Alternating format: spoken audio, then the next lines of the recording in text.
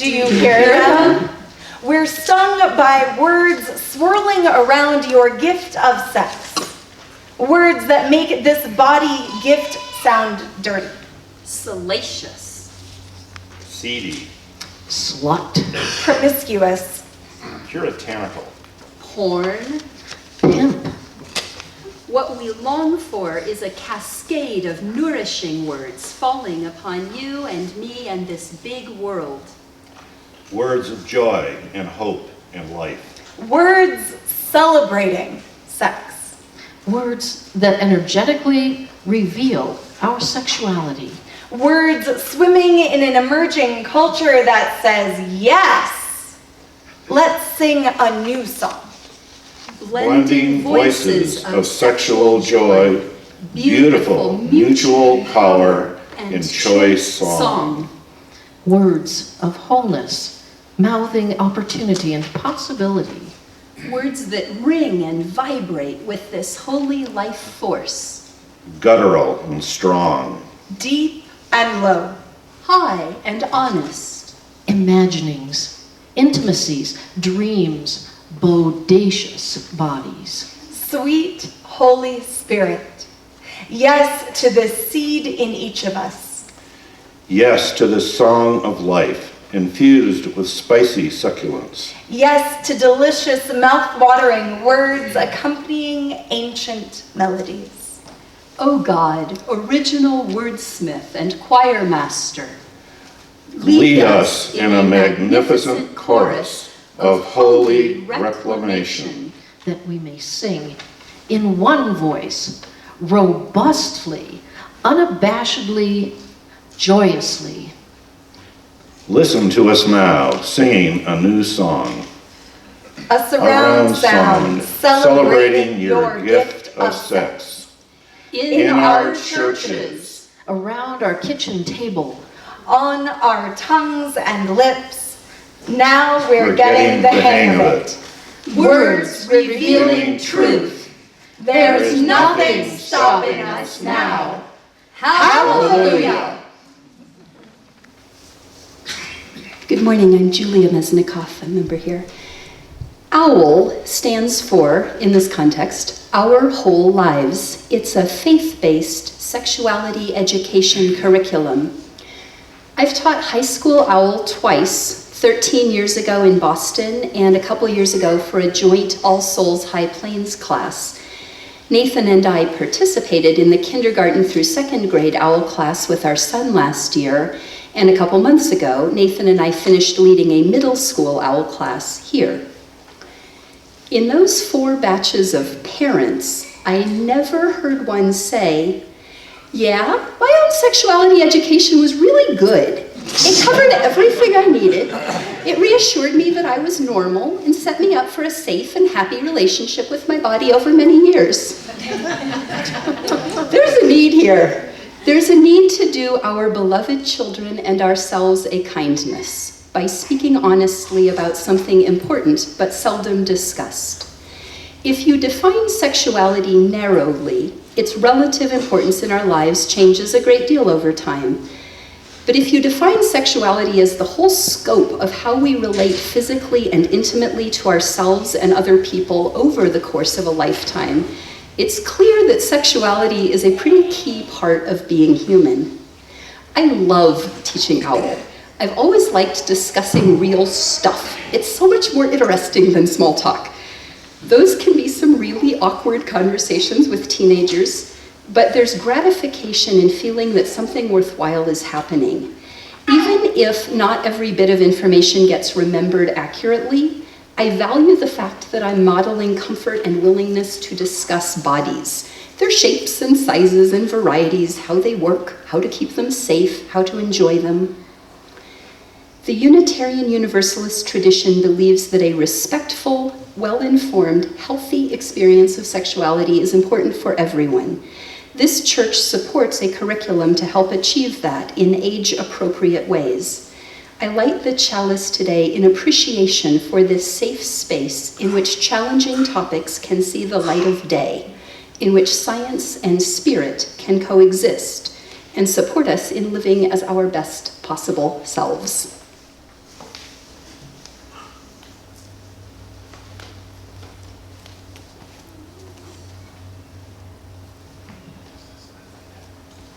As Julia mentioned in her chalice lighting, in the Unitarian Universalist and Congregationalist churches, we have a program called Our Whole Lives, also known as OWL for shorter. This program is for people from age 4 through at least 104. Perhaps you've been fortunate enough to attend one of these classes. The goals are to convey accurate information about sex and sexuality that's appropriate to the age of the participants, to give those in the classes the opportunity to ask questions, to teach facts, and to explore feelings and values. Could I, if you don't mind, have any of you ever either taught or participated in an OWL class before? About AYS. AYS, okay, sure, yeah. That's the old version before OWL showed up. Good, so there are some of you who have done this. It's wonderful. For the youngest kids in kindergarten and first grade, we teach them that their bodies are good, beautiful, private, and special.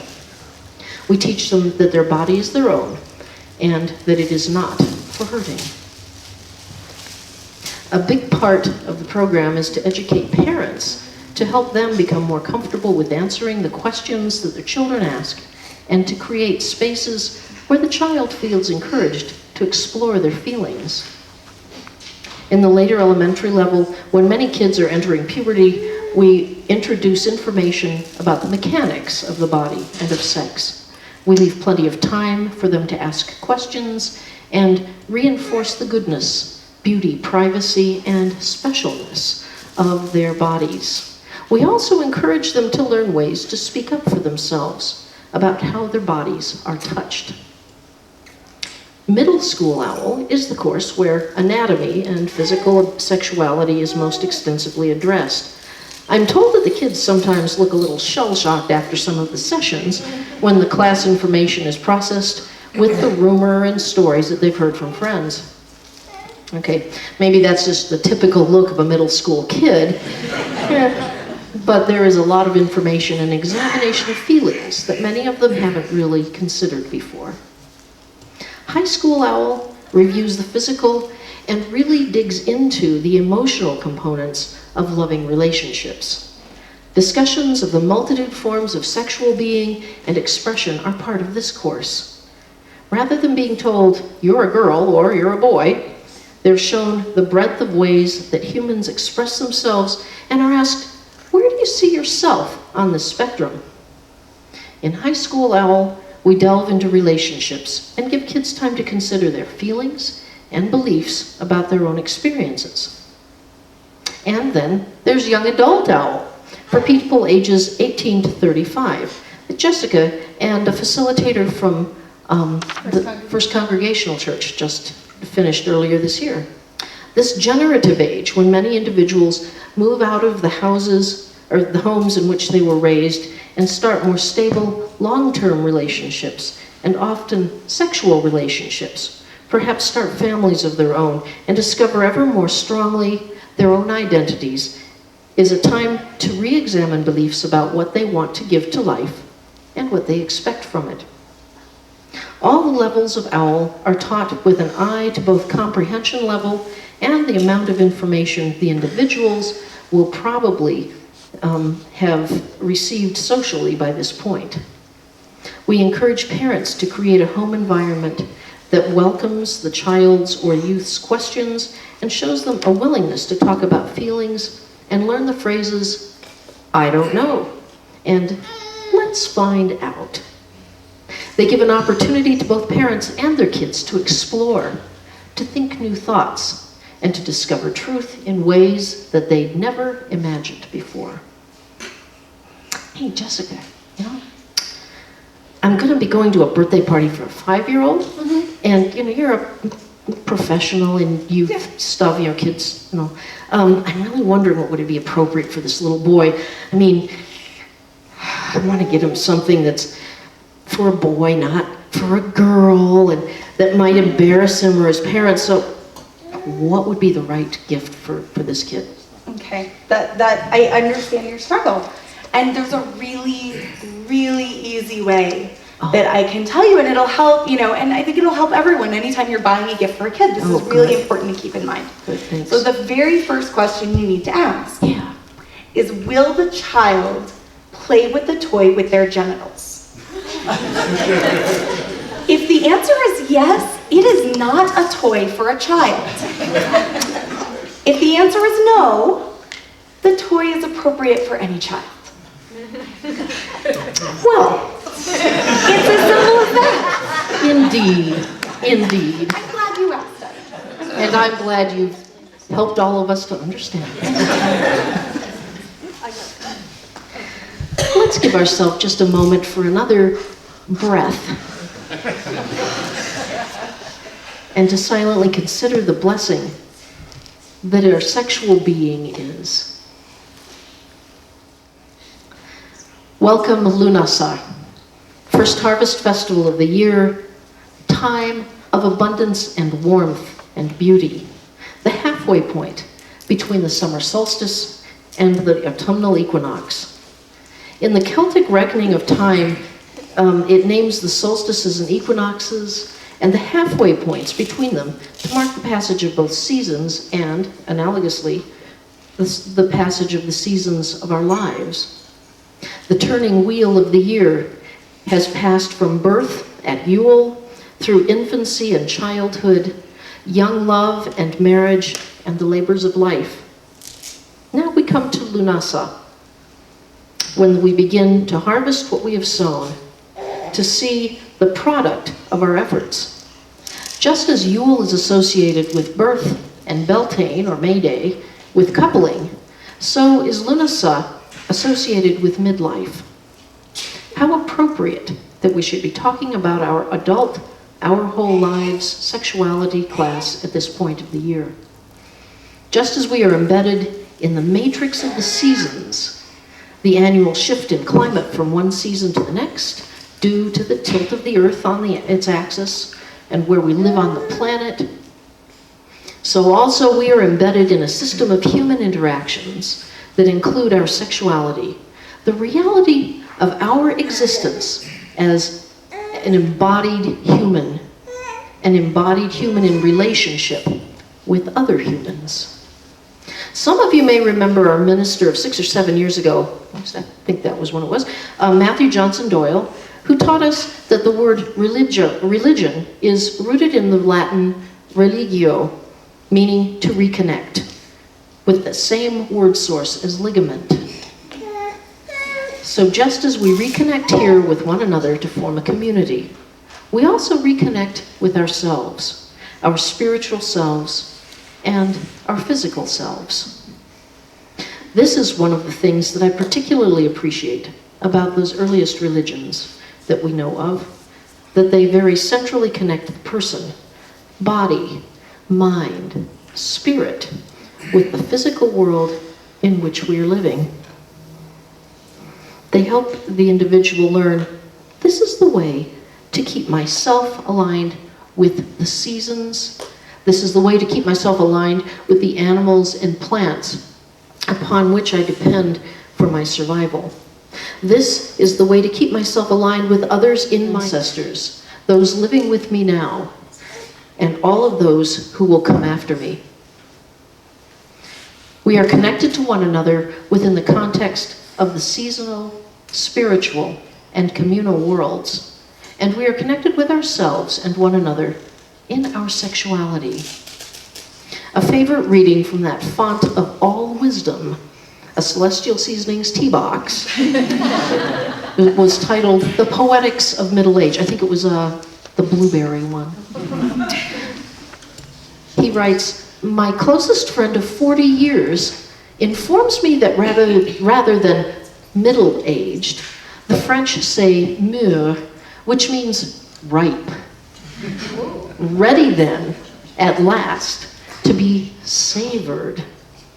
And indeed, in those strange and yet familiar lines of her face, I recognize not the unfairness of time, but its justice, its generosity, its capacity to fit people together so perfectly. As for the big questions, they've somehow lost their intrigue. What are we here for now seems less pressing than who are we here for? After all, we'll never be able to answer the first. But the second, well, we need only take a look around. Very wise tea. This phase of life can be a comfortable place, but in order not to just rot here, we are well aware that we have to continue growing in our understanding and in our learning. And so we offer a program called Adult Our Whole Lives, or Adult OWL, the most recently developed and soon to be presented here, human sexuality class. It is designed to help those of us who have passed the age of 35, who may have experienced parenthood, who may well have had the opportunity for one or many sexual relationships. We've traveled a little further along the path. Much of the message remains the same. Our bodies are good, beautiful, private, and special. Of course, with aging come different issues.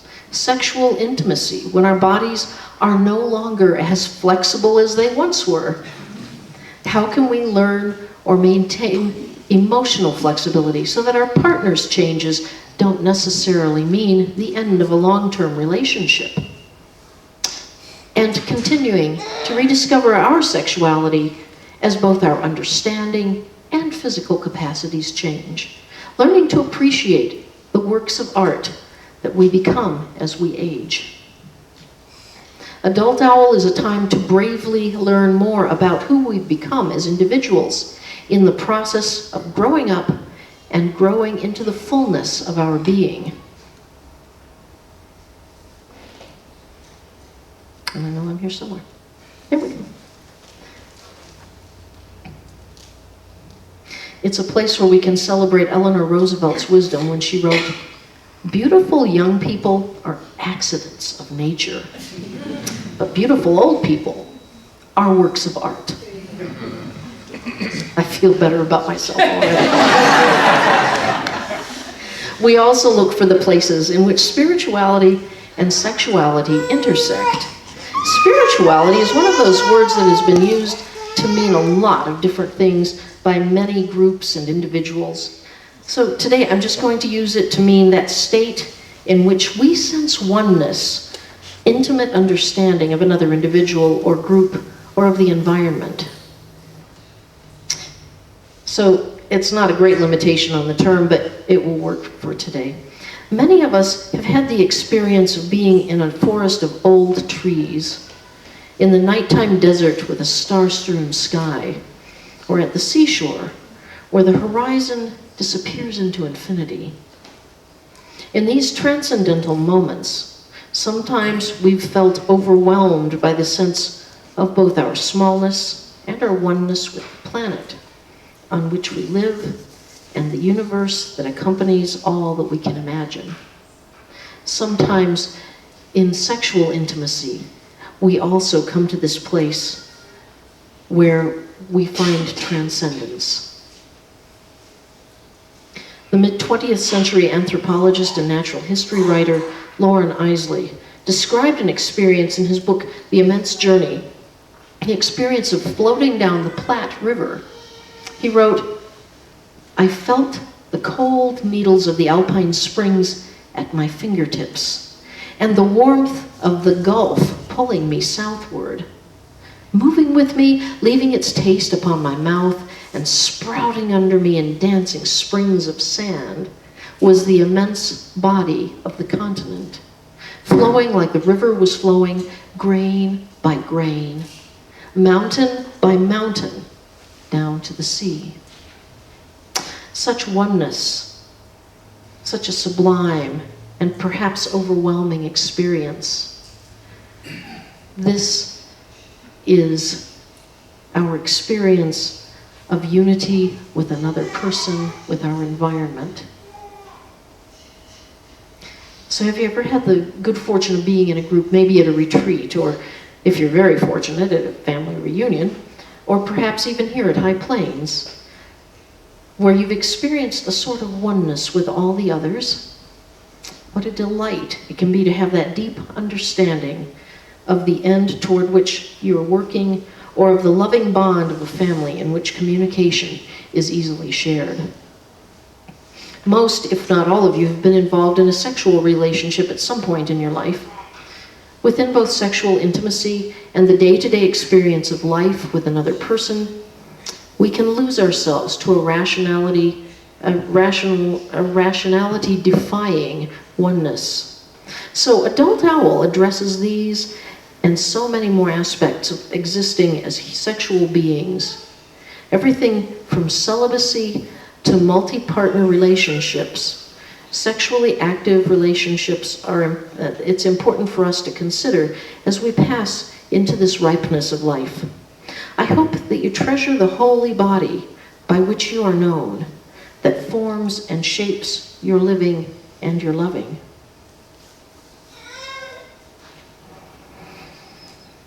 I'd like to end with a brief meditation, an experiment in spirituality, an experiment in the sensual. So if you would find a place to be comfortable, sitting, standing in any comfortable posture for you, with deepening awareness of your connection to the earth beneath you, breathe in through your nose and out again through your mouth. And again in through your nose, out through pursed lips. And one last time, a deep breath in, and then blowing the breath away through your mouth. As you are settled into this safe space, gently bring your attention from your breath to your heartbeat, that gentle, throbbing pulse that works with your breath to keep you alive. Let yourself come to a place of equilibrium where breath and heartbeat become a song within you. Now bringing that song with you, sense the space that your body occupies. Let that space be filled with the loving kindness of acceptance. Inhabit that space. Your body is worthy of being, of having its own space, of expanding and contracting with every breath, with every heartbeat. As a gesture of appreciation for this precious body, in concert with mind and spirit, hold one of your hands in the other, or bring a hand to your face or to your arm. Give yourself permission to sense the beingness of your body, the wholeness of who you are as a person. Let the surface boundary of your skin register in your consciousness. The coolness or the heat that you perceive in the room. The hold of gravity on you. The feeling of air pressure in which you live all the time. Are you comfortable with your sense of your physical self? As we begin to come away from this space, tell your body how much it is appreciated in the process of being who you are and in your totality. Now very gently and with utter kindness toward yourself, begin to bring your consciousness back to this room and to the other embodied lives that surround you here.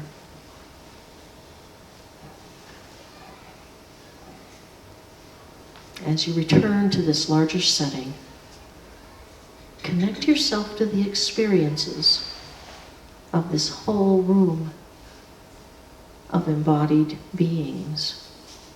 each of whom is both apart from and one with you.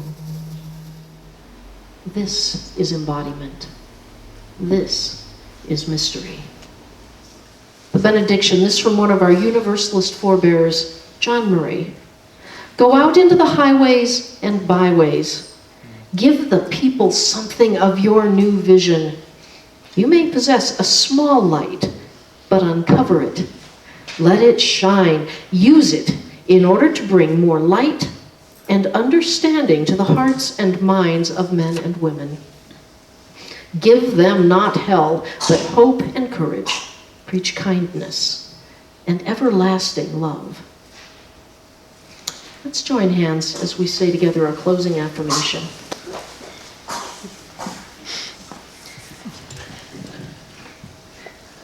Nurtured by this community, inspired by all that we share, may our actions carry this love forward into our lives and into the world every day. So be it.